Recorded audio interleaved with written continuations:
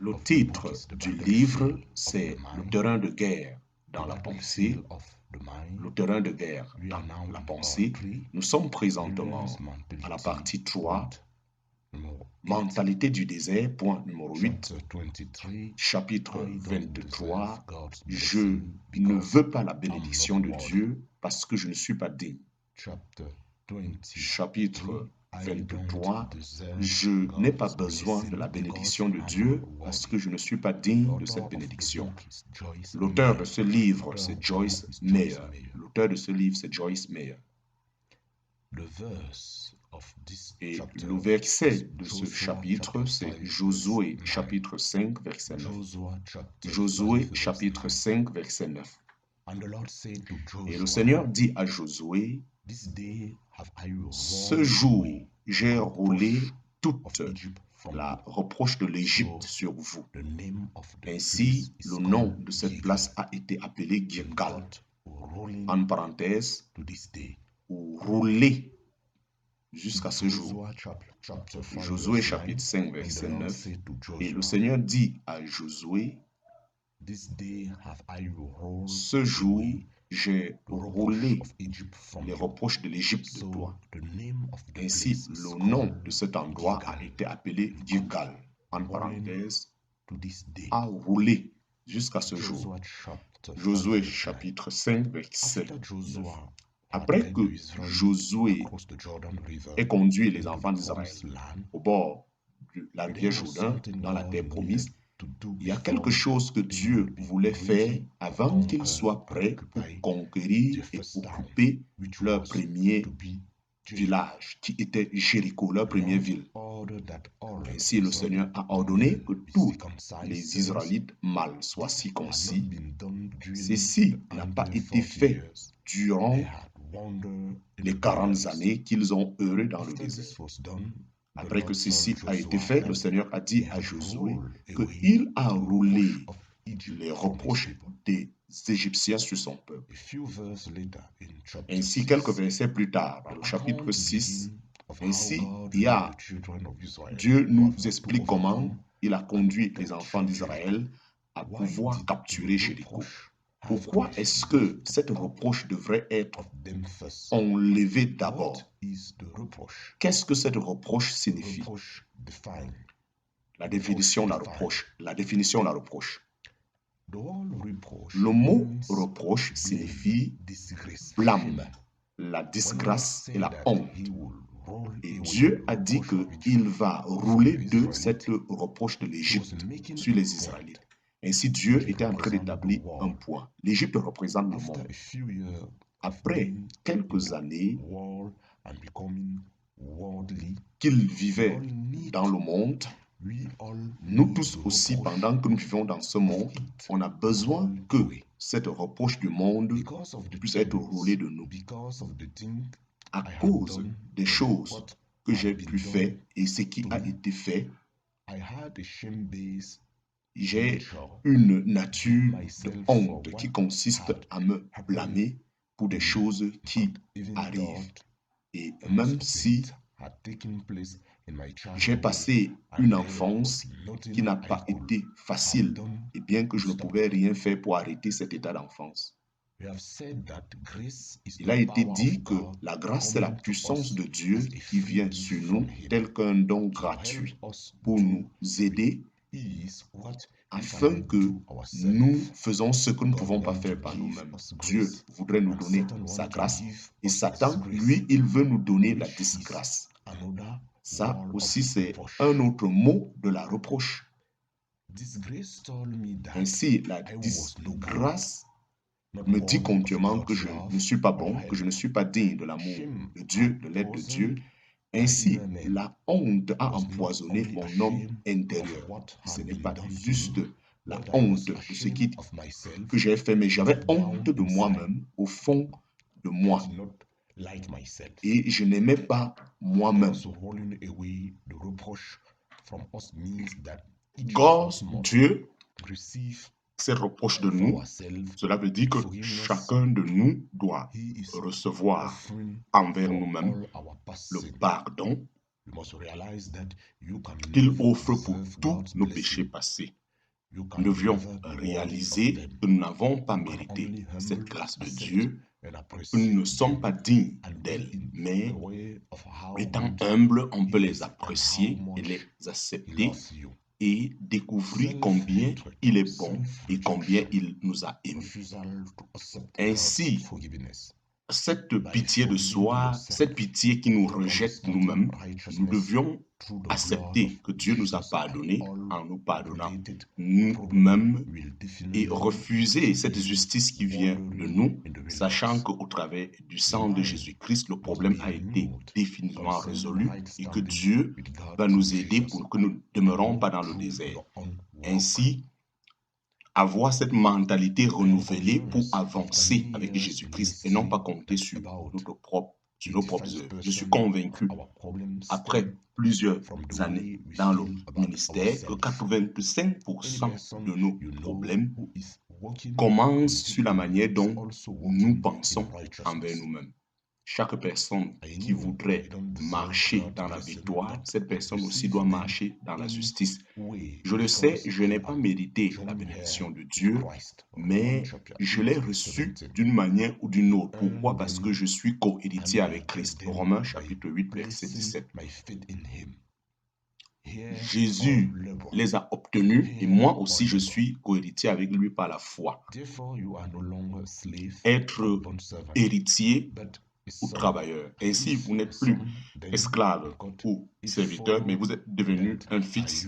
Si fils, si vous croyez en qui vous êtes, si vous croyez en qui vous êtes et héritier de Dieu au travers de Christ. Galates chapitre 4, verset 7. Ainsi, êtes-vous fils ou esclave? Êtes-vous héritier ou serviteur? Un héritier, c'est celui qui reçoit quelque chose sans son mérite.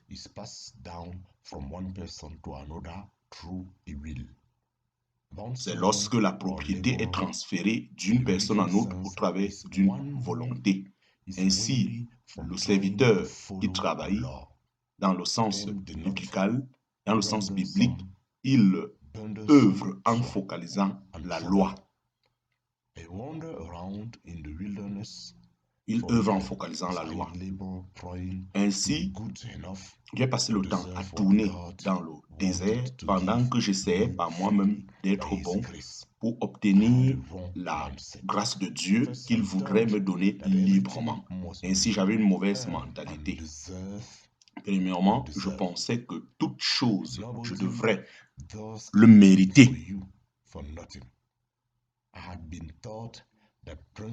Personne ne peut faire pour vous quelque chose pour rien. Ainsi, c'est de tels principes qui ont été établis que rien n'est fait pour rien. C'est de tels principes que j'ai écoutés pendant des années. Ainsi, continuellement, j'ai écouté cette déclaration pendant que je grandissais et il était dit que tout acte que quelqu'un voudrait poser, c'est de la tromperie parce qu'il cherche à prendre avantage de moi. Ainsi, en vivant dans le monde, c'est ce que nous expérimentons et le monde enseigne que si nous avons des amis, la plupart vont nous conduire vers le mal, mais que si nous voulons une promotion dans notre travail, selon le monde, tout le monde dit qu'il faut l'être traité d'une certaine manière et peut-être comme résultat, tu pourras avancer. Ainsi, en agissant ainsi, nous vivons avec le monde et nous acceptons les reproches mensongers de ce monde et ainsi nous ne roulons pas ces choses. Comment est-ce que tu te vois toi-même? Comment est-ce que tu te vois toi-même? Ainsi, nous avons vu les Néphilim, en parenthèse les gens, les fils d'Anak, qui viennent des gens, et nous étions à nos yeux comme des sauterelles, et ainsi aussi nous étions à leurs yeux. Nombre chapitre 13, verset 30. Ainsi, les Israélites avaient cette reproche envers eux-mêmes. Le fait qu'ils avaient une pensée négative envers eux-mêmes, on peut le voir dans ce verset. Mais de ces 12 espions qui étaient envoyés pour pouvoir espionner la terre promise, devant toute la nation, lorsqu'ils sont revenus, ils ont dit que le pays était habité par les gens qui les ont vus comme des sauterelles, et eux-mêmes, ils ont vu qu'ils étaient des sauterelles à leurs propres yeux. Ainsi, ceci pleinement nous fait voir clairement comment ces gens pensaient d'eux-mêmes. S'il vous plaît, ne permettez pas à Satan de remplir vos pensées si vous lui donnez l'opportunité avec beaucoup de pensées négatives envers vous-même. Ainsi, quand nous sommes jeunes, il a commencé à bâtir ces forteresses dans ma pensée, combien les gens nous regardent négativement. Et ainsi, Satan, il arrange toujours quelques situations que nous avons expérimentées, où nous avons expérimenté le rejet, afin que nous ramenions toujours la peine de ça et que cela revienne toujours dans notre mémoire à chaque fois que nous voulons faire du progrès. La peur d'échouer et d'être rejeté pour plusieurs en vivant dans le désert, parce qu'ils ont vécu plusieurs années en Égypte en tant qu'esclaves et ont reçu un très mauvais traitement, et cela a laissé une reproche sur eux dans leur mémoire et leur mentalité. C'est très intéressant de noter que aucune de ces personnes de cette génération qui est sortie du désert avec Moïse ne pouvait entrer dans la terre promise. C'est plutôt leurs enfants qui ont pu entrer. Dieu leur a dit, vous deviez rouler ces reproches de vous. Ainsi, la plupart de ces enfants sont nés dans le désert après que leurs parents aient quitté l'Égypte. Comment est-ce que eux, ces enfants, ils pouvaient avoir les reproches de l'Égypte sur eux alors qu'ils n'ont pas vécu là-bas en Égypte? Ainsi, ce qui était sur vos parents, il est fort probable que cela vous soit transféré. Les attitudes, les pensées, le comportement peuvent vous être hérité. Vous pouvez hériter de cela. Une mauvaise mentalité peut devenir celle des enfants. Ainsi, sur certains sujets, et cela commence à vous affecter et vous ne comprenez pas pourquoi vous pensez toujours de telle façon. Ainsi, le parent qui a toujours eu une image de soi-même très pauvre, une attitude, et qui continuellement dit « je ne suis pas digne de recevoir la gloire de Dieu », cette manière de penser, il peut aussi transmettre ça à ses enfants en parlant chaque fois. Pourquoi nous avons traité de ça dans le livre, que c'est important et que nous devions vraiment gérer cet aspect de choses qui vient dans notre pensée envers nous-mêmes. Ainsi, Dieu veut nous accorder la grâce afin que, quels que soient ces échecs, que nous puissions surmonter. Parce que Dieu ne traite pas avec des gens parfaits, mais il traite avec des gens qui font des erreurs. Mais ceux qui placent leur foi et lui font confiance.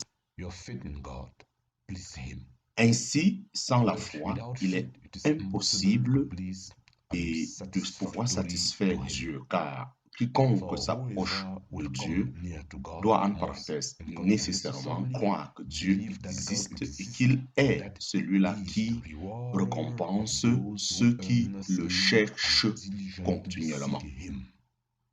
Hébreux chapitre 11, verset 6, je le relis encore. Or, sans la foi, il est impossible de plaire et d'être satisfait envers Dieu. Car quiconque s'approche de Dieu, en parenthèse, doit nécessairement croire que Dieu existe et qu'il est celui-là qui récompense ceux-là qui le désirent puissamment et qui le cherchent. Hébreux chapitre 11, verset 6. S'il vous plaît, notez que sans la foi, nous ne pouvons pas plaire à Dieu. C'est pourquoi, quelles que soient les bonnes œuvres que nous pouvions offrir, cela ne va pas plaire à Dieu Si nous pensons qu'en faisant ainsi, on va recevoir la faveur de Dieu, quel que soit ce que nous faisons de Dieu, la source doit être parce que nous l'aimons et non pas parce que nous essayons de recevoir quelque chose de lui. Ainsi, ce puissant verset nous dit que Dieu récompense ceux qui le cherchent diligemment. Je me réjouis lorsque finalement j'ai pu découvrir. Je sais que j'ai fait beaucoup d'erreurs dans le passé, mais je sais aussi que continuellement, je suis à la recherche du Seigneur de tout mon cœur. Et ainsi, je suis donc qualifié pour avoir la récompense. Il y a de cela très longtemps que je vais certainement recevoir la bénédiction que Dieu me donne. Le Seigneur voudrait conduire les Israélites dans les terres promises afin qu'ils puissent expérimenter. Mais Dieu devrait d'abord enlever la reproche sur eux. Ainsi, ils ne pouvaient pas recevoir de Dieu aussi longtemps qu'ils portaient sur eux cette honte, cette disgrâce, au-delà de la reproche, au-delà de la reproche. Et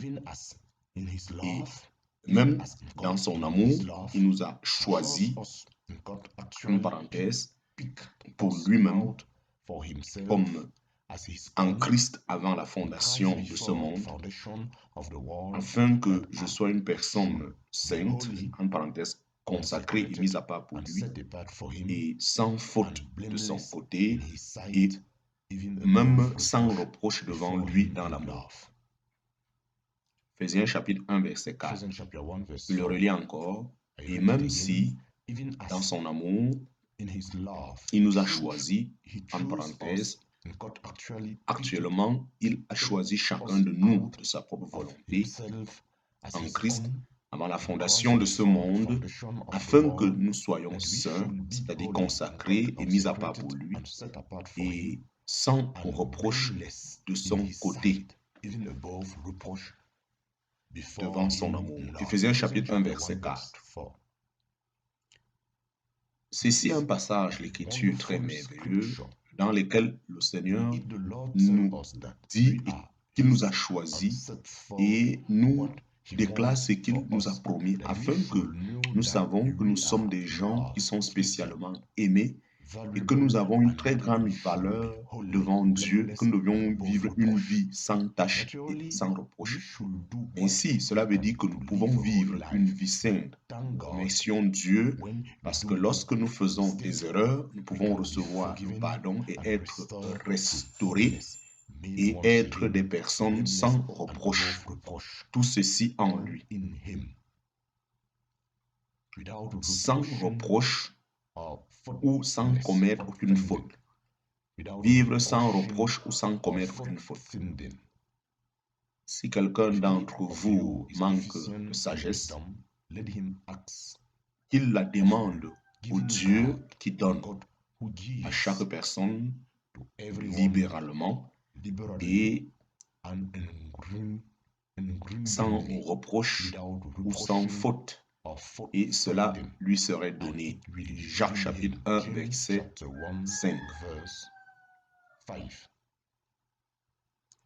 Voici un autre passage merveilleux qui nous enseigne comment nous pouvons recevoir de Dieu sans reproche. Jacques a eu déjà à déclarer aux personnes qui traversaient des difficultés. Maintenant, il leur dit que s'ils ont besoin de la sagesse dans leur situation, ils doivent demander à Dieu. Et il leur assure que Dieu, en demandant, ils n'auront aucune faute que Dieu pourra trouver en nous. En eux, Dieu va certainement les aider. Ainsi, nous devions avoir l'assurance que pendant que nous traversons ce désert, Dieu va nous aider. Mais si nous avons une attitude négative envers nous, même si Dieu essaie de nous aider, on ne pourra pas le recevoir. Mais si nous voulons être victorieux et puissants et avoir une vie positive, nous ne devions pas être négatifs envers nous-mêmes. Ainsi, ne regardez pas la distance que vous deviez parcourir, mais regardez plutôt depuis où vous avez progressé. Ainsi, considérez votre progrès et rappelez-vous de Philippiens chapitre 1, verset 6. Je suis convaincu et sûr de cette vérité que celui qui a commencé cette merveilleuse œuvre va continuer jusqu'au jour de Jésus-Christ. En parenthèse, jusqu'au temps où Jésus va revenir. Ainsi, il va développer ce merveilleux travail et le parfaire et l'amener à bout en vous. Pensez et parlez positivement concernant vous-même. Pensez et parlez positivement envers vous-même.